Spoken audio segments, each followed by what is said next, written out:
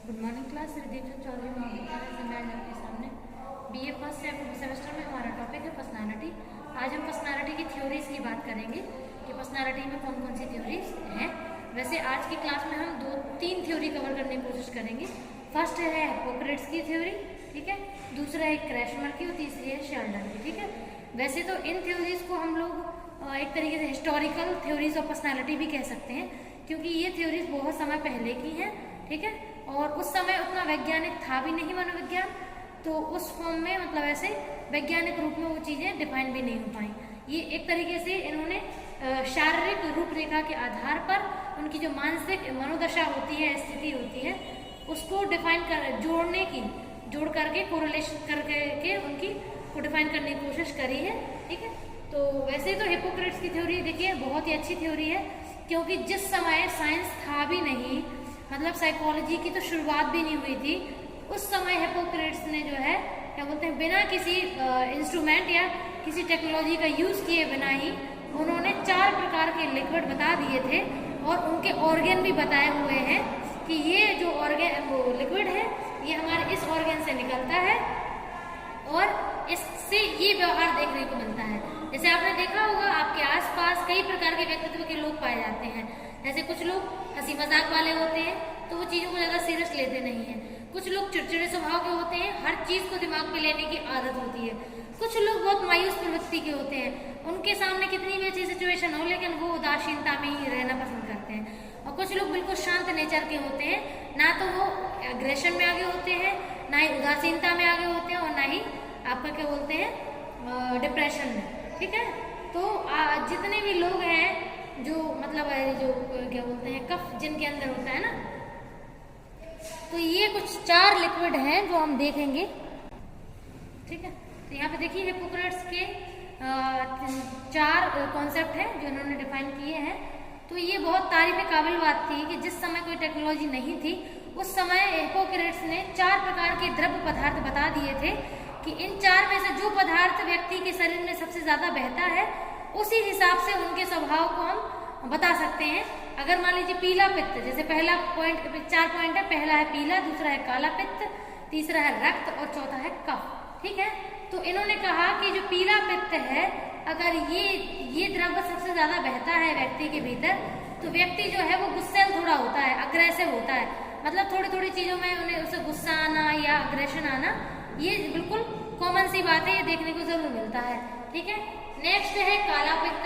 तो काला पित्त व्यक्ति के क्या बोलते हैं जब ज्यादा बहता है तो व्यक्ति उदासीन प्रवृत्ति का ज्यादा होता है, यानी कि उदास रहेगा, मायूस टाइप का, ठीक है, तो उस प्रवृत्ति का ज्यादा रहता है। तीसरा है रक्त। रक्त मतलब होता है ब्लड, यानी कि जब व्यक्ति को ब्लड जो है रक्त जब ज्यादा बहता है, रक्त की मात्रा अधिक होती है, तो व्यक्ति मतलब हंसमुख स्वभाव का और क्या बोलते हैं खूब हंसी मजाक करने वाला, ठीक है, तो ये चंचल स्वभाव उसका देखा जाता है, ठीक है। और जिसके अंदर की मात्रा कम होती है तो वो कम हंसमुख होते हैं और शांत रहते हैं, ठीक है। तो ये है, तो इसमें जो द्रव्य ज्यादा बहता है, जिस द्रव्य की मात्रा अधिक होती है इन 4 में से, तो वो नेचर व्यक्ति में ज्यादातर देखा जाता है। चौथा है कफ। तो कफ मतलब होता है बिल्कुल शांत रहने वाला। जब ये पदार्थ बहता है तो व्यक्ति जो है बहुत ज्यादा शांत रहता है और ज्यादा बातचीत नहीं करता है, ठीक है। तो ये कुछ पॉइंट थे हिपोक्रेट्स के अकॉर्डिंग। पीला पित्त अगर ज्यादा रहे तो व्यक्ति गुस्से ज्यादा होता है, अगर काला रहे तो उदास ज्यादा रहता है, अगर रक्त रहे तो वो उसमें ज्यादा रहता है, और अगर कफ रहे तो वो शांत ज्यादा रहता है। ये चारों इनकी कैरेक्टरिस्टिक्स हैं, ठीक है। नेक्स्ट है क्रैशमर का वर्गीकरण। तो क्रैशमर ने 3 पॉइंट बताए हैं, एस्थेनिक, एथलेटिक और डिस्प्लास्टिक, ठीक है।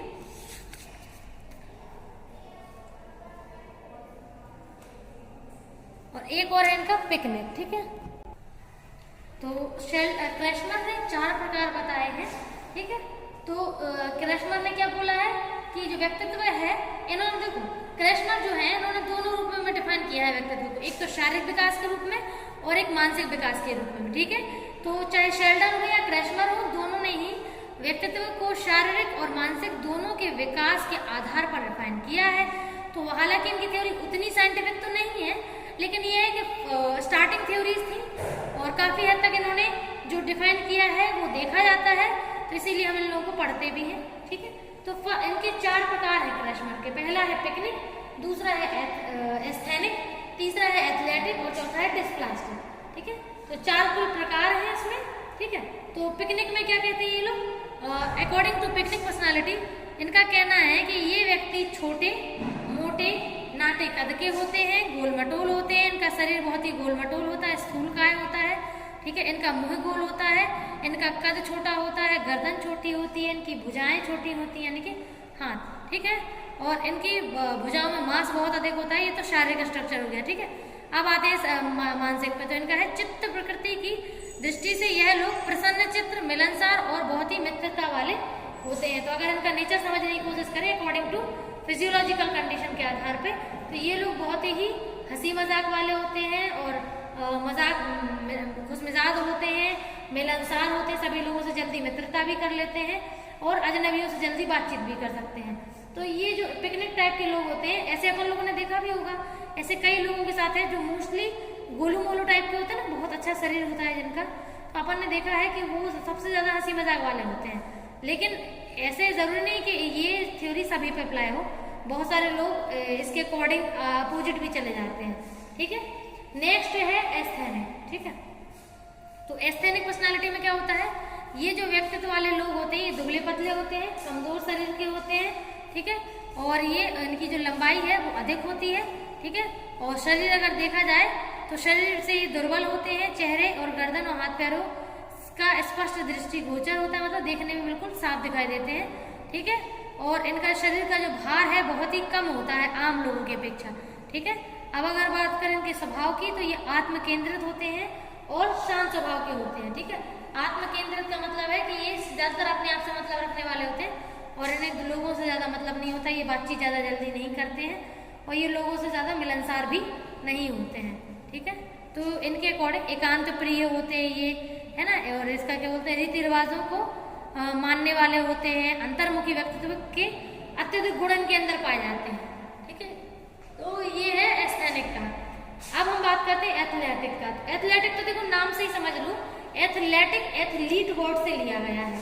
एथलीट वर्ड क्या होता है, एथलीट वर्ड मतलब एथलीट कौन होते हैं, जो गेम्स में भाग लेते हैं, जो दौड़, जो जितने जो दौड़े होती हैं उनमें अपनी रनिंग में भाग लेते हैं। तो अब आप मुझे बताओ, जो गेम्स में और रनिंग में होता है, मोस्टली रनिंग में जो एथलीट होते हैं, जो धावक होते हैं, दौड़ने वाले, आप तो मुझे ये बताइए कि जो क्या बोलते हैं एथलीट्स होते हैं, उनका शरीर कैसा होता होगा, गोल मटोल होता है, एकदम भारी भरकम होते होंगे, ठीक है, या फिर दुबले पतले होते होंगे। आई थिंक दोनों में से कोई नहीं होंगे। ये होते हैं बिल्कुल एकदम सुडौल शरीर वाले, एकदम मजबूत शरीर होता है इनका और अच्छा मतलब आकर्षक भी कह सकते हैं और मजबूत भी होता है। केवल देखने भर का शरीर नहीं होता है, शरीर में ताकत भी बहुत होती है इनकी, ठीक है। तो जो एथलीट होते हैं ना, एथलीट जैसे आपने देखा होगा बिल्कुल परफेक्ट होते हैं बॉडी से, उनका जो बॉडी स्ट्रक्चर है बिल्कुल परफेक्ट होता है और हैवी नहीं होते हैं, हेल्दी होते हैं, ठीक है। तो जो एथलेटिक होते हैं वो बिल्कुल इसमें दिखा है, जैसे अपन लोग बोल सकते हैं कि ये खिलाड़ियों से मिलते जुलते होते हैं, इनकी गर्दन पतली होती है, कंधा चौड़ा होता है, सीना उभरा हुआ होता है, ठीक है। और अगर बात करें सुंदरता की, तो ये सुंदर भी दिखाई देते हैं, ठीक है। और इनके स्वभाव में जोश और साहस बहुत ज्यादा अधिक देखने को मिलता है, मतलब किसी भी काम करने को कहें तो ये कभी मना नहीं करते हैं और आलसीपन नहीं दिखाते, ये मोस्टली काम करने में आगे आ जाते हैं, हमेशा डट करके चीजों का सामना करते हैं, निर्भीक रहते हैं, उत्साहपूर्ण रहते हैं और किसी भी कार्य को करने के लिए ये अलग से मतलब ऐसे आलस नहीं करते हैं, ठीक है। तो ये थर्ड टाइप है। अब है फोर्थ टाइप डिस्प्लास्टिक। तो ये तो इन तीनों का मिला जुला भाग मान लो, पिकनिक, एस्थेनिक और एथलेटिक, तीनों का प्रकार मान लो। जैसे मान के चलो ये तीनों प्रकार के शारीरिक और मानसिक गुणों से के लक्षण पाए जाते हैं इनमें, ठीक है। तो इनमें कह सकते हैं कि थोड़े गुण पिकनिक के भी होंगे, थोड़े एस्थेनिक के भी होंगे और थोड़े एथलेटिक के भी होंगे। तो जिन लोगों में थोड़ी क्वालिटीज तीनों की या किसी दो की पाई जा रही है तो वो डिस्प्लास्टिक होते हैं, ठीक है। तो आपका अगला बात करते हैं हम लोग पिकनिक वर्ड। देख लो, पिकनिक नाम से ही समझ में आता है ना, पिकनिक क्या होता है, पिकनिक मतलब मौज मस्ती करना। तो पिकनिक को उसी से जोड़ लो कि जो मौज मस्ती करने वाले लोग होते हैं वो गोल मटोल, स्थूलकाय, गोल, ये ऐसे उनका फिजिकल स्ट्रक्चर और साइकोलॉजिकल उनकी कंडीशन होती है, ठीक है। और एथलेटिक तो नाम से ही समझ में आया। तो बचा एस्थेनिक, तो एस्थेनिक उसी के हिसाब का होता है। अब हम बात करते हैं शेल्डन के वर्गीकरण की। तो इनने 3 प्रकार के वर्गीकरण दिए हैं। फर्स्ट है एंडोमॉर्फी, सेकंड है एक्टोमॉर्फी और थर्ड है मेसोमॉर्फी। तो जैसे क्रेशमैन ने दिए ना 4 प्रकार के, ऐसे ही शेल्डन ने भी 3 प्रकार के व्यक्तित्व बताए। वो ज्यादा फर्क नहीं है, बस क्रेशमैन ने 4 में बांट दिया है और शेल्डन ने केवल 3 में ही बांटा है। ठीक है, तो इनके अकॉर्डिंग एंडोमॉर्फी जो है, एंडोमॉर्फी वाले जो व्यक्ति होते हैं वो स्थूलकाय, गोल मटोल, बिल्कुल पिकनिक की तरह होते हैं। जो एंडोमॉर्फी होते हैं वो बिल्कुल पिकनिक वाले व्यक्तित्व की तरह होते हैं। स्थूलकाय हो गए, ठीक है, पेट बाहर निकला होता है, मांसपेशियां लटकी हुई होती हैं, शरीर भारी होता है, उठने बैठने में इनको दिक्कत होती है। अगर एक जगह बैठे हुए तो वो तो फिर शिथिल हो जाएंगे, उठेंगे नहीं जल्दी, ठीक है, थक जाते हैं जल्दी, और इस स्वभाव से बहुत ही ज्यादा मतलब मजाकिया और खुश मिजाज मिलनसार टाइप के होते हैं। ठीक है, तो ये है एंडोमॉर्फी। ठीक है, तो पिकनिक, एस्थेनिक, एथलेटिक, डिस्प्लास्टिक और एंडोमॉर्फी, एक्टोमॉर्फी, मेसोमॉर्फी। ठीक है, तो ये अगला है, सेकंड है हमारा एक्टोमॉर्फी। ठीक है, तो एक्टोमॉर्फी वाले कैसे होते हैं? एक्टोमॉर्फी वाले जो है ये जो लोग हैं ये लंबे, पतले, कमजोर, दुबले पतले और थोड़े चिड़चिड़े स्वभाव के हैं, अकेले रहना पसंद करते हैं। ठीक है, ये ज्यादा लोगों से बातचीत नहीं करते हैं, भीड़ भाड़ से दूर रहते हैं, मित्रता जल्दी नहीं करते हैं, ज्यादा बाहर घूमना फिरना पसंद नहीं होता है। तो ये पॉइंट कुछ इसमें एक्टोमॉर्फी में देखे जाते हैं। ठीक है, फिर है मेसोमॉर्फी। तो मेसोमॉर्फी वाले बिल्कुल एथलेटिक जैसे होते हैं, मतलब इनका जो शरीर है ये सफलता वाले होते हैं, ये व्यायाम करने में इनको रुचि होती है, शरीर इनका एकदम सुडौल और सुंदर होता है। ठीक है, और ये जो है आलसी बिल्कुल भी नहीं होते हैं, ये लोगों का आकर्षण का जो पॉइंट है वो जल्दी बन जाते हैं।